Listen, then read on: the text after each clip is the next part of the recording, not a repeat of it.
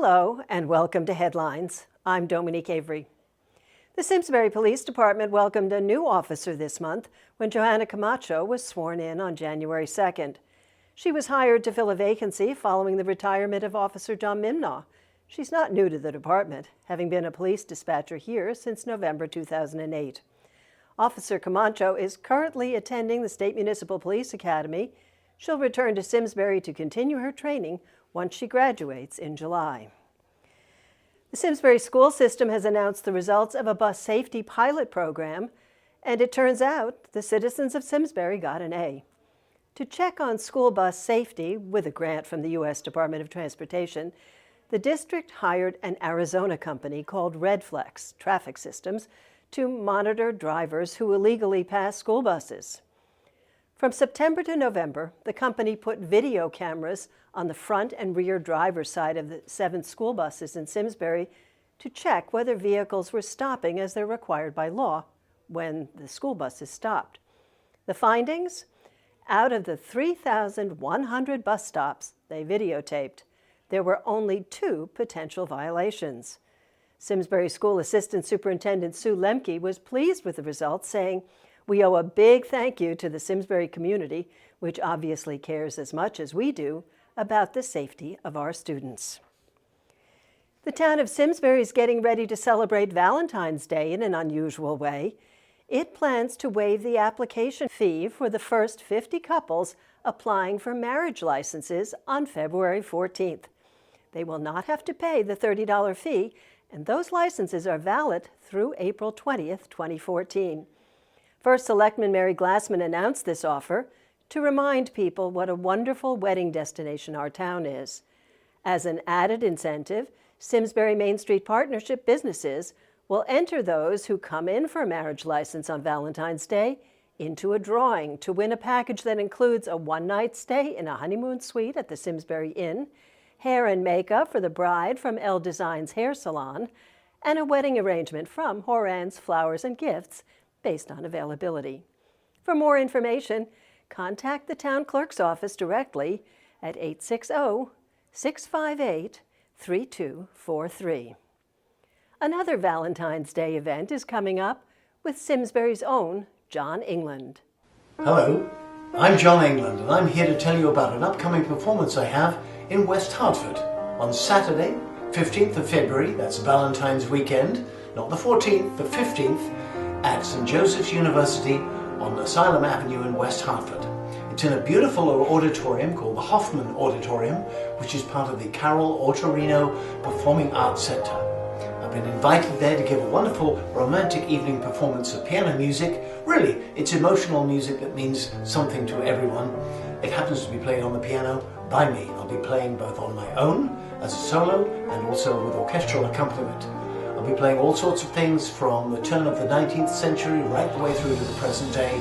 All sorts of pop hits, favorites, light classical, easy listening, things that perhaps you haven't heard for a little while, favorites of mine that I grew up with as I was learning to play the piano, and quite probably favorites of yours. The first half will be primarily me showing off to the audience about the kind of piano playing that I can do. Perhaps some of you have already seen me at either Eno Hall or at First Church as part of Simsbury Celebrates, or maybe a performance or two at the library. But you'll certainly see a new side of Jon England, the velvet piano player, when you come to this show. And the telephone number should be up on your screen either now or very shortly. In fact, here's a little sample of the kind of thing that you'll probably hear during the show.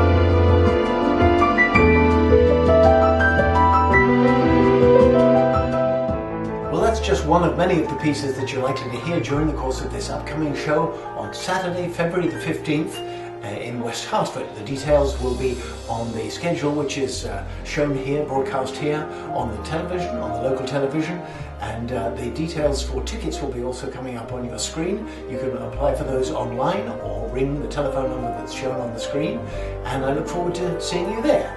Here's a little more of the kind of thing that you'll be hearing during the show, and of course I would want you to bring your own personal requests to the show to make sure that I can see if I can play the kind of things that you really want to hear, to make sure that you have your favourites played during this Valentine's Velvet Piano Show with me, Jon England, in West Hartford.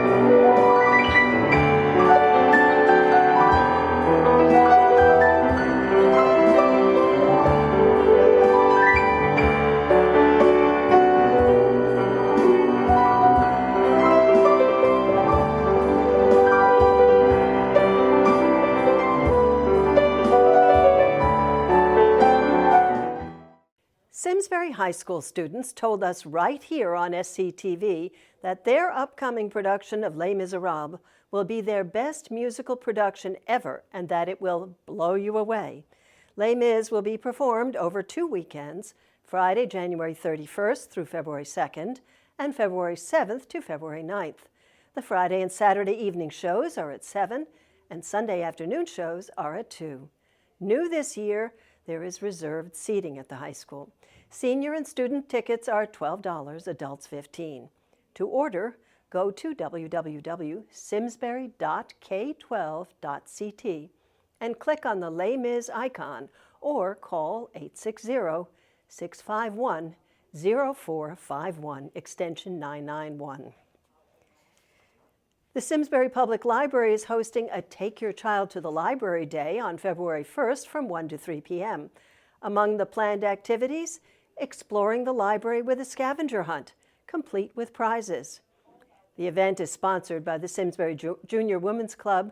For more information, go to www.simsburyjuniors.org. The Simsbury Chamber of Commerce is sponsoring their annual Business Leaders Breakfast on February 7th. It will be held at the Bell Terrace Room in the Avon Old Farms Inn from 7:30 to 9:30 a.m. It's open to the public. RSVP to the Chamber if you'd like to attend.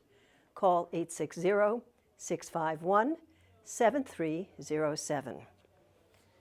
On February 26th, the Chamber of Commerce is holding an informational breakfast to update interested residents about the efforts of the Hartford to sell their property. And the presentation will include an update on the new Town of Simsbury Code. It will be at the Hartford site from 8 to 9:30 a.m. Registration is required for the event.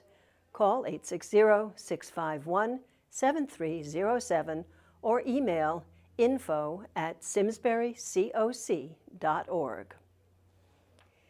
There have been lots of changes recently in the world of incandescent light bulbs. Melissa Brett is back to update you on the latest. Hello, my name is Melissa Brett. My husband John and I own and operate Weldon Hardware here in the center of Simsbury on Station Street. Today, I would like to share with you the latest updates on the changes to light bulbs yet again. In the past few years, standard 100 watt and 75 watt incandescent light bulbs have been discontinued in the manufacturing process. Now for the start of 2014, 60 watt and 40 watt light bulbs can no longer be manufactured. But you can still buy them, and many stores, such as ours, stocked up heavily before the companies couldn't make them anymore. But once they're gone, they're gone. You can get a similar looking bulb that is halogen, so less wattage is used, but there's similar light output, or lumens, and these halogens look like standard incandescent bulb. They dim the same, they don't have any warm-up time, and saves about 33% energy over its standard counterpart. Now, compact fluorescent light bulbs and LED light bulbs are also options, but you have to be careful in selecting these. Compact fluorescent, or CFL bulbs, may not fit in your fixture. They sometimes take a bit to warm up, and they don't work very well in the cold. There is no option yet in town to properly dispose of the CFL bulbs, except to wait for the annual Hazardous Waste Disposal Day. Now, LED bulbs are the latest development in light bulbs, but the prices are still very high, and not all fixtures can handle LED technology. A 75-watt LED equivalent standard bulb runs about $40 right now, and there isn't a true omnidirectional LED bulb, which is why they look very different from standard incandescent bulbs. Many of the CFL and LED bulbs cannot be used with a standard dimmer switch, so you need to purchase special dimmable bulbs. Also, you need to watch out for the heat output. If you have a closed lighting situation, you need to make sure you get the right bulb that doesn't emit too much heat. Or some of the recessed lighting fixtures need to have an entire retrofit kit installed. Now, what hasn't been affected yet are three-way incandescent bulbs, appliance bulbs, plant light bulbs, rust service, or shatter-resistant bulbs. Now, in respect to the standard fluorescent tube type bulbs, commonly found in your garage or basement, I told you in the past, these older 1.5-inch diameter light bulbs have been eliminated from the manufacturing. Although, like I mentioned earlier, many places have stocked up before the law came in effect. These standard 4 and 8-foot bulbs that are considered T12 type bulbs must be replaced either with little skinnier T8 or even T5 bulbs. But you just can't put these light bulbs in your older fixture. Either you'll need to replace the bulbs and the ballast, or it may be more cost-effective to just replace the entire fixture. Now, probably the most confusing and little-known regulation that came into effect by the Department of Energy is the restriction of halogen par bulbs, like this, between 40 and 205 watts. These are typically found in recessed lighting, outside floodlights, and even the spotlights that may light your wreath at your door during the holidays. Instead of a straightforward replacement, there are now minimum lumen per wattage standards for each type of bulb size, voltage, and wattage. So as an example, what used to be your standard 100-watt halogen flood bulb, the replacement can range anywhere from 70 to 90 watts.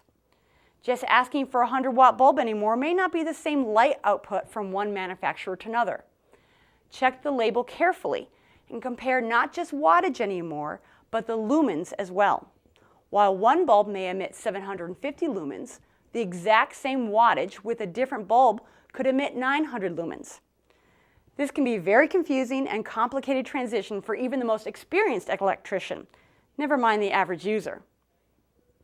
So if you have any questions about these light bulb changes or need assistance in determining what bulbs will fit your needs, come on down and ask us or visit our website at www.weldonhardware.com. I look forward to the next edition of Headlines Simsbury. Remember, we're at your service. Thank you, and God bless. The Simsbury Land Trust has a couple of interesting events coming up at the Simsbury Public Library. Are you a locavore? Do you even know what that is?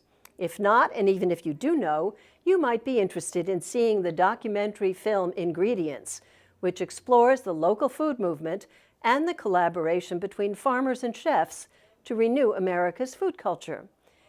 This event will be on Thursday, February 6th at 6:30. A discussion will follow the film. To reserve a seat, contact the Simsbury Land Trust at 860-651-8773. Admission is free. This will be the Land Trust's first Green Scenes documentary film and discussion of the year.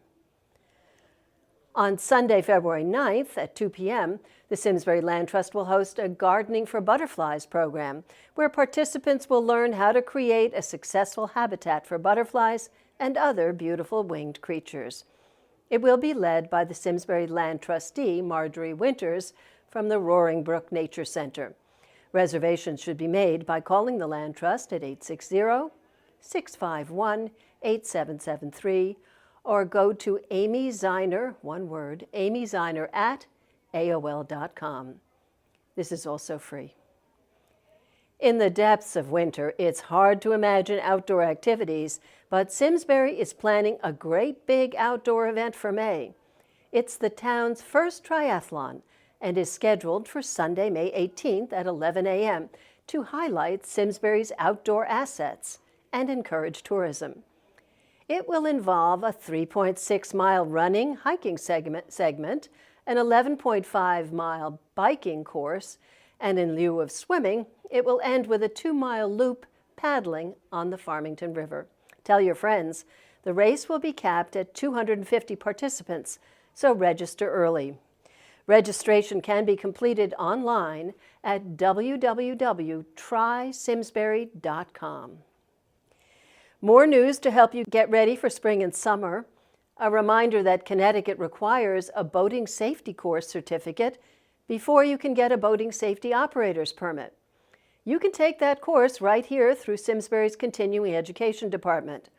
The 10-week course begins Thursday, February 27th at Henry James Middle School from 7 to 9 p.m. Call the Department of Continuing Education at 860-658-3870 for more information. The holidays may be long gone, but sweet temptations are still around, and for a good cause. The Girl Scouts are selling their cookies again now through the end of February. Support their efforts when they come knocking at your door. Now for some news of our own. Former Simsbury Selectman Shannon Nall and Robert S. Thompson, Principal Consultant for Sage Financial Design, have been appointed to fill 2 vacancies on the SCTV Board of Directors. Regular SCTV viewers will recognize Shannon as the host of the Simsbury Woman and Bob Thompson as the host of the Philanthropic Planner. Simsbury Community Television Board President Tegan Blackburn announced the appointments, which are effective immediately, saying, "We are delighted to welcome 2 such experienced professionals to our board. I am confident that they will make enormous contributions to our work of keeping the town informed." And finally, the SCTV staff and Board of Directors would like to thank all of you who have supported us through the years. We rely on volunteers and financial support from the community to help us stay on the air. Tax-deductible donations can be made anytime on our website, simsburytv.org, or send them to SCTV, Post Office Box 767, Simsbury 06070. All local programming found on this channel was sponsored or produced by the residents of the community. This is your channel. Make it something special. Learn to produce your own programs or how to operate the remote cameras at town hall meetings. If you would like to volunteer or sign up for free training, visit us in the lower level of Eno Memorial Hall and join our team. We'd love to have you. In the meantime, you can follow us on Facebook, YouTube, and Twitter. Thank you for joining us.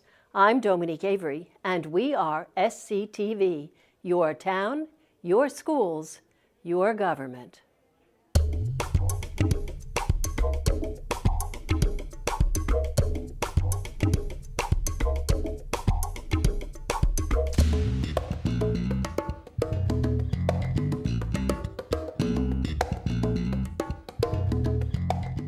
Funding for Simsbury Community Television is provided in part by contributions from viewers like you. Thank you.